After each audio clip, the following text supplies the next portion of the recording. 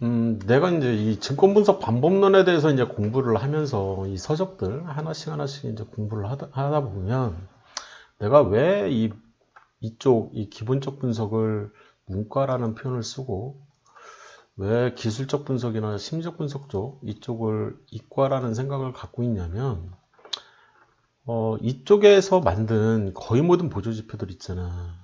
예, 보조지표들을 이렇게 하나씩 공부를 하다 보면 뭐 정신과 의사 예를 들면 이 사람 같은 경우에 그러니까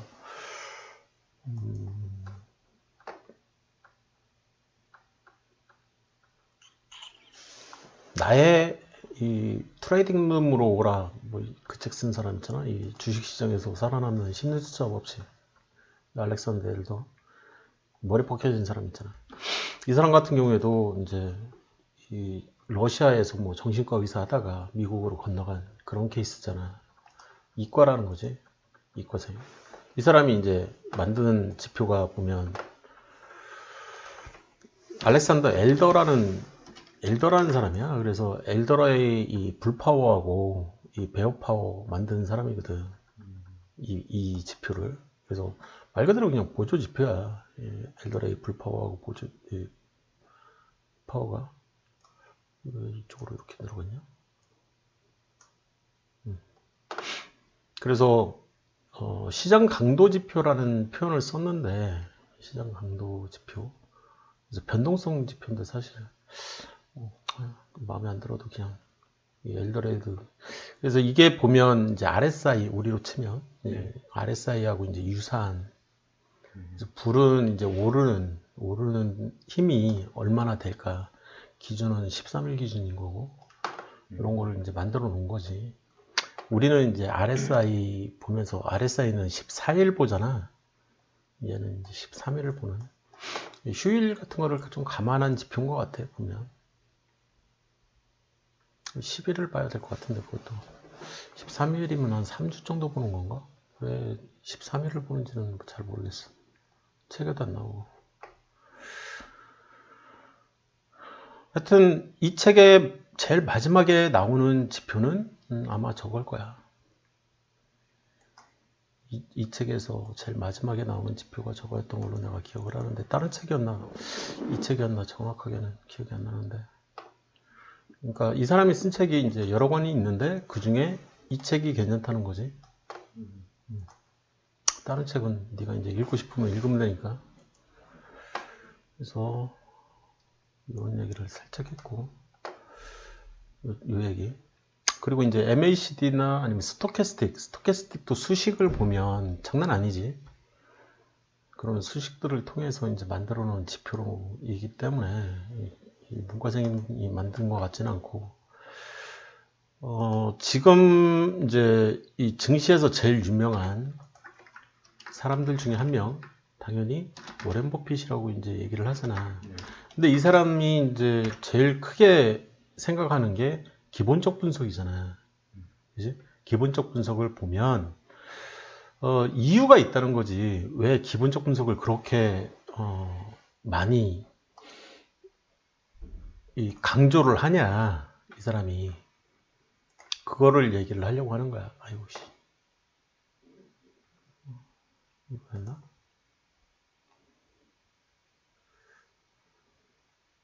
그리고 이 사람이 저자가 워렌 버핏?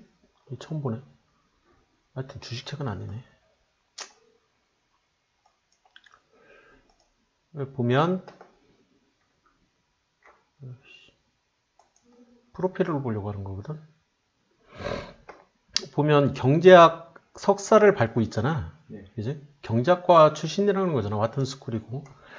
경제학과 뭐 당연히 문과생이지. 그지? 문과생. 말 그대로 문과생이야. 수학 잘 못해. 수학을 못하기 때문에 기술적 지표를 굉장히 개무시하는 거죠. 어떻게 보면.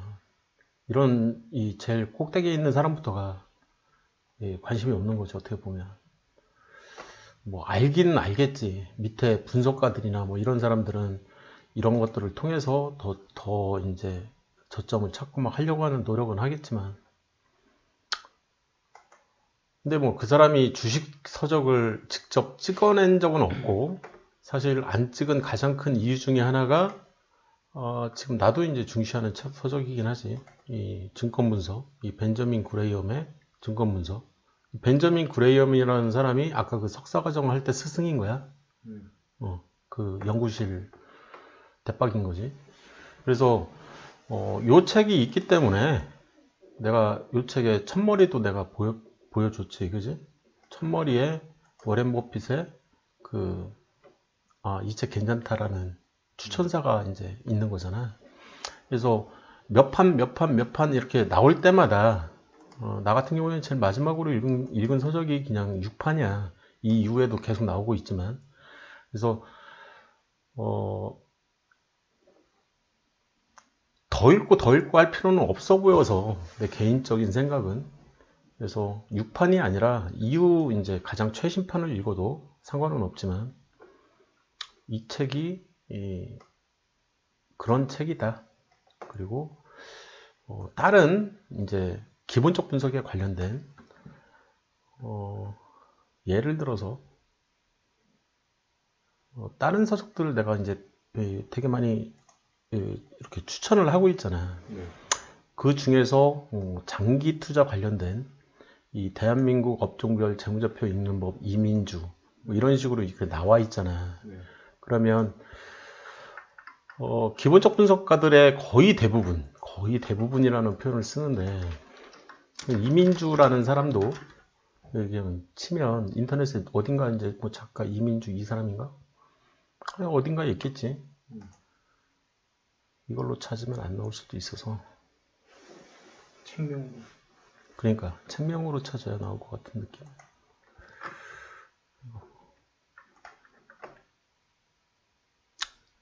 책명이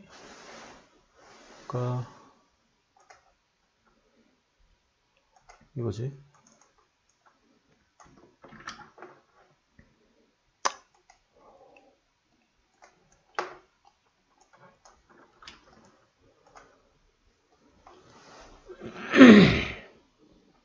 대한민국 아무거나 그냥 들어가도 될 것 같고 서적에 대한 설명이 있으려나 모르겠다. 그래서 이제 작가 프로필이 이제 나오는 그 부분을 보고 싶은 거거든. 그 뒤에 있을 거거든. 저 뒤에서 한번 갖고 와볼래? 책이 있으니까 어차피 그 첫 번째 페이지 그냥 한 장 이렇게 넘기기만 하면 나오잖아. 그 사람이 어디 출신이다. 안 나오네. 여기서는 리뷰 나온다.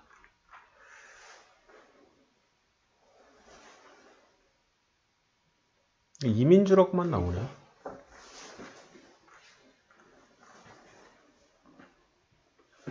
줘봐. 여기에는 법인연구소 소장이라고 나오고 서울대 도고동문학과 문과생이라는 거지. 내가 하고 싶은 얘기가 이런 거야. 그러니까 기본적 분석을 썼어. 근데 내가 이제 좋아하는 서울대 출신이잖아. 도고동문학과? 불어과? 불문과야? 동문과야? 동문과네. 그러니까 보면 뭐 대한민국 산업 분석도 그렇고 대한민국 이 업종별 재무제표 읽는 법도 그렇고 이 뒤에 보면 또 한국형 가치투자 전략도 있을 거거든. 여기 최준철하고 김민구 이거 한번 봐봐. 이 책도 분명히 이제 이 사람들도 보면은 다 문과 출신이라는 거야. 그러니까 내가 어떤 서적이 되게 잘 만들어져 있어. 우리나라에서는 이제 서울대 출신들이 보면은 이 서적을 보면은 좀 기승전결에 맞게 잘 쓰거든. 얘도 이 사람 나보다는 형님일 테니까 어쨌든 이 최준철이라는 분도 보면 서울대학교 경영학과 졸업했다. 경영학과 문과. 서울대. 내가 그랬잖아 문과라고. 응? 그래서 문과보다 중요한 서울대. 그렇지. 거기 그 중에서도 이 한국형 가치투자가 발굴법 같은 경우에는 경영학과 출신. 그리고 김민국 이 양반은 서울대 경제학과 졸업했다. 경영학과, 경제학과 뭐 이런 사람들인 거야 다. 그러니까 당연히 가치 투자를 지향을 하는 거지. 가치 투자 이쪽. 물론 이제 서울대이기 때문에 이 기술적 분석 이쪽도 물론 이해는 다 할 수 있을 것 같아. 내가 워렌 버핏 무시한 것처럼 이 사람들을 무시하진 않거든. 서울대니까. 고등학교 때 수학도 잘했을 것 같거든, 느낌상. 근데 내가 이제 진짜 하고 싶은 얘기는 그런 거야. 아, 이쪽에는 진짜 문과생들이 진짜 많구나. 그러니까 책을 다 읽어봐. 그리고 나는 항상 이 이력을 보거든. 이 사람들이 어떤 사람들인가. 그래서 아, 이런 사람들이 이런 책을 쓰는 게 어떻게 보면 당연한 거구나. 그러니까 말빨이 되게 좋아. 그 말빨을 또 기승전결에 맞게 이 구성을 하고 전체적으로 이 책 내용을 구성을 해야 되잖아. 그게 쉽지가 않거든, 사실. 이 사람들은 말보다는 어떻게 막 차트나 뭐 어떻게든 막 그림 좀 많이 보이게 하고 숫자 많이 보이게 해서 좀 더 명료화 시키려고 하고 이런 데 좀 주력을 한다는 얘기야. 근데 이쪽 사람들은 어떻게 하면 글빨인 거지. 말빨로 어떻게든 막 하려고 하고. 근데 우리 입장에서 보면 우리 같은 이제 이과생 입장에서 보면 그냥 개소리처럼 모이는 거지, 이쪽에. 워낙 중요한 얘기들을 많이 하는데도 불구하고. 그래서 이쪽 서적들을 절대 무시하면 안 되거든. 그 내용들이 결국에는 이 가치, 내가 투자할 가치가 있냐, 없냐, 그리고 미래에는 어떻게 될 것 같냐. 근데 그것도 되게 웃기는 게 뭐냐면, 예를 들어서 뭐 금속이야. 이건 반영구적인 거거든. 철을 다루는 포스코 예를 들면, 미래 산업은 절대 아니야. 근데 기간 산업이거든. 그런 생각들. 좀 해야 된다는 거지. 그러니까 업종을 생각을 했을 때 출판 관련해서도 뭐 좀 생각을 하면 출판업도 보면은 사양산업이라고 느낄 수도 있지만 글은 영원한 거잖아, 사실. 그렇지 않냐? 몇백 년이 지나도 그거를 이제 출판하는 업계인데 그거를 인터넷으로 뭐 출판을 해도 뭐 상관은 없지. 거기에 요즘에는 그 엔크립션 그 뭐라고 하지? 자기만의 그걸 이렇게 자물쇠를 딱 채우는 기술이 블록체인 기술도 있고 하여튼 요즘에 그 기술 이름이 갑자기 생각이 안 나는데 그거는 이제 이과 기술이긴 하지만 어찌 됐든 그런 이제 자기만의 이 책은 내 거다 이런 게 있잖아. NFT 말하는 거예요? NFT. 그래서 그런 것들이 이제 나오게 되면서 콘텐츠에 대한 이제 그런 소유권? 소유권이지만 그게 이제 굉장히 퍼져나갈 가능성이, 그러니까, 가치가 이제 생기는 거지. 그런 생각들을 해줘야 된다는 거지. 이쪽, 이제. 그래서 뭐 이런 생각들이 굉장히 좀 요즘에는, 이쪽을 어떻게 내가 이제 우리 매매법에다가 추가적으로 적용할까에 대한 고민들? 이쪽은 다 끝난 것 같고, 이쪽은 이제 끝난 것 같고, 이 기술적 분석 쪽은. 이 심리적 분석 쪽도 거의 이제 마무리가 된 것 같고, 여기에 내가 지금 이제 추가하고 싶은 부분은 이 군중 심리 쪽이거든. 근데 이 군중 심리도 가만히 보면 이게 이 군중 심리 이 부분도 이게 굉장히 중요한 건데 기본적 분석이거든. 문제가 심리학과 그잖아. 그래서 나한테 되게 이제 어렵고 힘든 부분인 거지. 내가 카카오 괜찮아. 사. 카카오 진짜 좋아. 이 종목이 이런 차트를 그리는 거는 진짜 뭐 10년에 한 번 나올까 말까 한 그런 거야. 그런 얘기들을 내가 했다고. 요때부터 요때까지 막 주장창 했다고. 사방팔방에. 내가. 전 못 들었어요. 너는 못 들었어? 그리고 나서 이렇게 될 거라고는 예상을 못 한 거지. 그리고 IMF 때, IMF가 아니라 코로나 때 샀어야 되는데, 요때 이제 또 차트가 또 만들어졌었는데, 그때는 이제 또 관심이 없었던 거고, 내가. 생각을 조금 했어야 되는데, 라는 아쉬움. 근데 내가 이때 이제 사라고 했던 사람들 중에, 어떤 형님 한 분은 나한테 굉장히 고마워하거든 지금. 나는 5%, 10% 먹고 나는데 나는 수익이니까. 근데 이제 그 형님 같은 경우에는 이제 투자를 한 거지. 장기 투자. 그래가지고 굉장히 고마워하시는. 말로만 고마워하더라고. 소고기라도 한번 사줄 만한데 이 방송을 볼 수도 있는데 모르겠다. 사줄라나. 하여튼 이 기본적 분석 이게 얼마나 더 먹냐는 이제 본인 실력인 거지. 거기서부터는 본인의 이 매도법을 쓰는 거니까 내 매도법상으로는 저게 안 나오니까 기본적 분석이 이제 그런 거지. 그래서 여기에서 나오는 용어들 그리고 이제 여기서 나오는 이제 숫자들이라고 해봐야 PBR, per ROE 막 이러는 게 보면 더하기 빼기 곱하기 나누기로 끝나. 기본적 분석은 항상 그 이상 가는 게 없어. 근데 이제 기술적 분석 쪽으로 가면 여기는 이제 이 이평선 같은 경우에 그래서 내 매매법에는 지금 이제 수익 매매법에는 빠져 있잖아. 네. 내가 투자 쪽 매매법에는 얘를 집어넣을 생각을 지금 하고 있거든. 중기 이상의 투자. 중기 이상의 투자에서 그리고 이제 스윙이나 이런 거 할 때도 이제 위치 파악을 할 때 지금의 위치 파악이 이제 굉장히 좀 중요해 보여서 이제 이쪽으로 하려고 하는데 사실 음봉, 양봉, 봉차트, 이평선 정도는 되게 쉬워. 그냥 산수 수준이거든. PBR처럼. PBR이나 퍼처럼 이게 산수 수준이기 때문에 기본적 분석가들도 이쪽 이평선까지는 보지 않을까라는 생각을 갖고 있어 내가. 근데 MACD부터는 지수가 들어가거든. 그래서 지수 이동 평균이라든지 아니면 스토캐스틱처럼 이제 수식이 그렇게 이제 어렵게 표현이 되면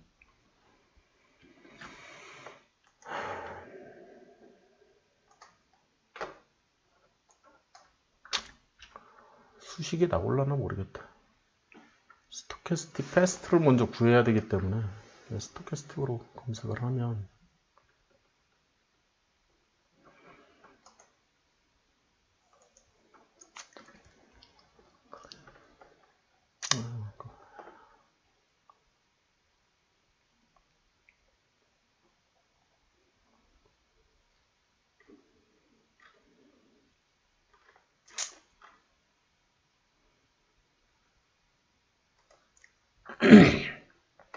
사실 여기서 찾는 것보다 위키에서 찾는 게 제일 낫긴 했는데 일단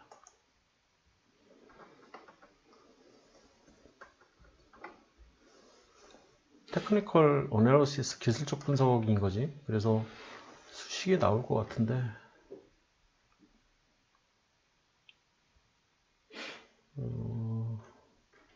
수식으로 딱 나오진 않네. 여기도 왜 이렇게 나오지? 수식이 나왔으면 좋겠는데 할 수 없지 뭐. 어딘가에 있을 것 같은데 말로 써놔가지고 그러니까 그 수식이 블로그에 그 수식이 좀 나왔으면 좋겠는데 블로그 엄청 좋겠다. 블로그. 그 수식 자체가 이제 좀 쉽지가 않은 수식이기 때문에 이해하기가 이 수식이 이제 쉽지 않은 수식이지. 거기에 이제 RSI 수식도 뭐 그닥 쉬운 편은 아니야. 굉장히 좀 단순화되어 있는 수식이긴 하지만 그래서 %K와 %D라는 개념을 이해하기가 쉽지는 않거든. 왜냐면은 이 %라는 개념이 그냥 100분의 1일 뿐인데 그걸 좀 어려워할 수가 있다는 거지. 이 문과생 입장에서는. 심리적 분석에서 이 추세선도 마찬가지고 이 추세선도 개인이 어떤 특정 개인이 이해하기에는 쉽지 않은 개념일 수가 있다라는 거야. 이쪽은 사실 이 심리적 분석 쪽은 처음에 이제 이 추세선을 만든 사람이라고 하면 뭐 1800년도? 거기까지 올라가 버리니까. 근데 실질적으로 지선과 저항선 개념을 이제 막 사용하고 있는 사람들, 예를 들면, 그러니까 어떻게 쓰냐. 나 같은 경우에는 항상 이 최고점을 찾고 최저점을 찾은 다음에 그 사이에 선을 하나 이렇게 긋는 개념이잖아, 사실. 그래서 만나면 여기서 이제 만났기 때문에, 이쪽에서 만났기 때문에 만나면 그냥 놓는 거지. 이렇게. 그래서 선 하나를 무조건 그리는 거잖아, 이렇게. 그래서 이 저항선을 돌파한 이후에 이 주가가 이 밑으로 떨어지는 흔적이 있으면 안 좋은 거고, 그지? 더 떨어질 수도 있으니까 해석을 이제 그렇게 시작하는 거지. 네. 그리고 이 선의 길이를 굉장히 중시하는 거잖아, 내가. 그래서 또 두 번째 고점을 기준으로 해서 내리 걷을 때 이 선의 길이가 1년, 여기서부터 1년을 무조건 가서 내리 거버리는 거지, 그냥. 그래서 나온 이 두 번째 장대 항봉도 찾아내려고 하는 거고, 이게 두 번째 장대 항봉이지.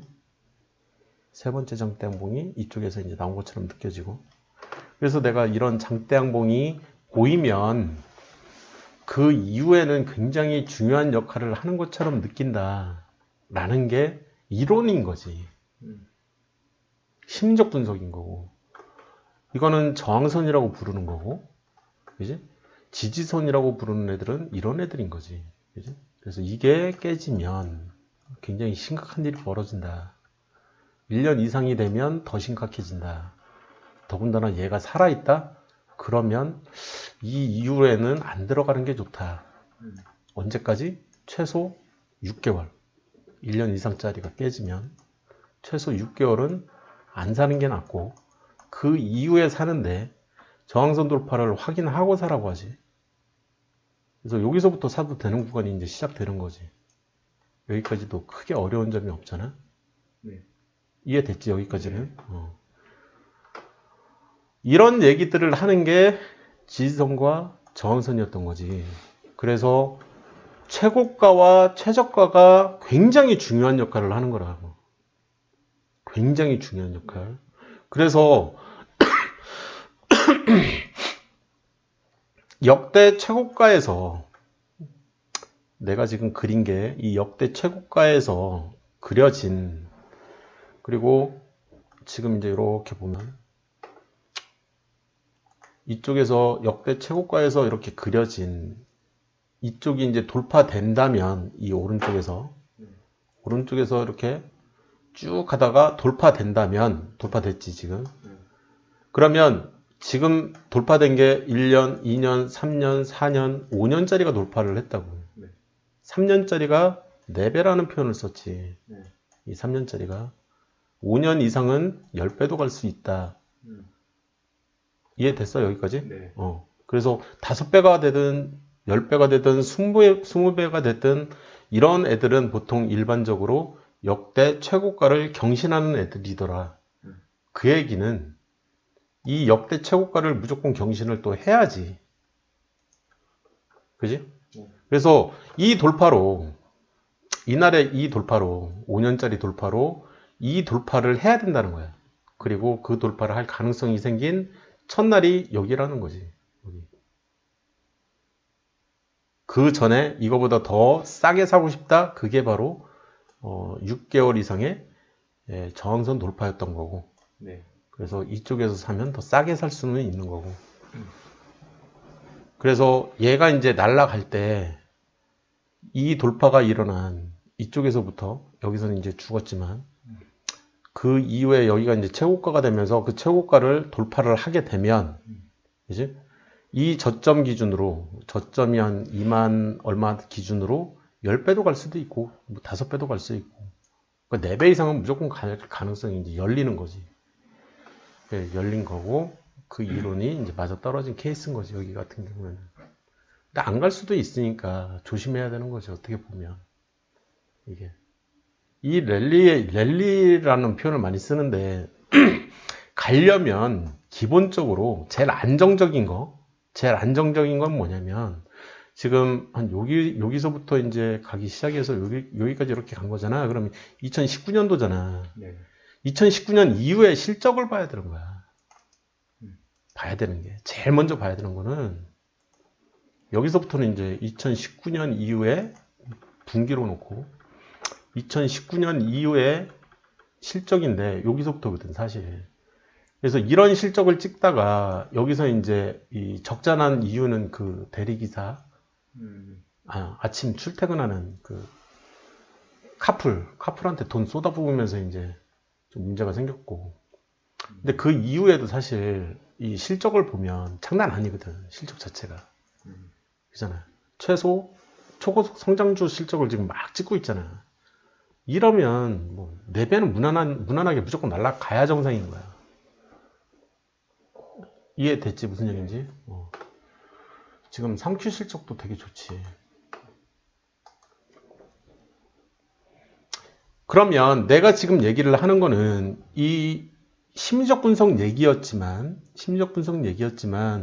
저 재무제표가 들어가는 순간 기본적 분석이 돼버린다고. 거기에 사람들이 다 알지. 지금은 이 네이버가 왜 날아가는지, 그지? 수익이 어디서 왜 발생을 했고, 웹툰 그냥 긁어 모으고 있잖아 지금 돈을 컨텐츠에서. 그 컨텐츠 사업을 통해서 어찌 됐든. 그래서 그걸로 인해서 사람들이 이제 열광하게 된다. 이 열광하는 부분, PBR이 이제 5 이상으로 넘어가면서도 그래도 사는 사람이 나오는, 이걸 뺄래야 뺄 수가 없는 거야. 그리고 거기에 이제 또 작전까지 붙으면 장난 아닌 거지. 뉴스를 막 쏟아내고 이 사람들이 이제 돈을 여기다 주겠지. 그 뉴스 내라고. 이쪽에 대해서는 뭐 얘기를 해도 한도 끝도 없는. 그래서 정리를 그래도 나름 이제 이쪽 정리 끝냈고 이쪽하고는 정리 다 됐고, 얘만 정리가 안 됐어 지금 얘하고. 얘는 정리를 조금 하다 말았지. 너 가르칠 때도. 이쪽은 그게 이제 단 것 같고, 이쪽 정리를 좀 해야 되는데 이쪽이 쉽지가 않더라고. 이게 정리가 되면 나도 한 4-5배 먹는 종목들이 좀 하나둘씩 나오지 않을까 이런 생각은 하고 있어. 투자에 좀 신경을 많이 쓰려고. 여기까지 하고 잠깐 쉬었다가 마지막 거 하고 끝내자.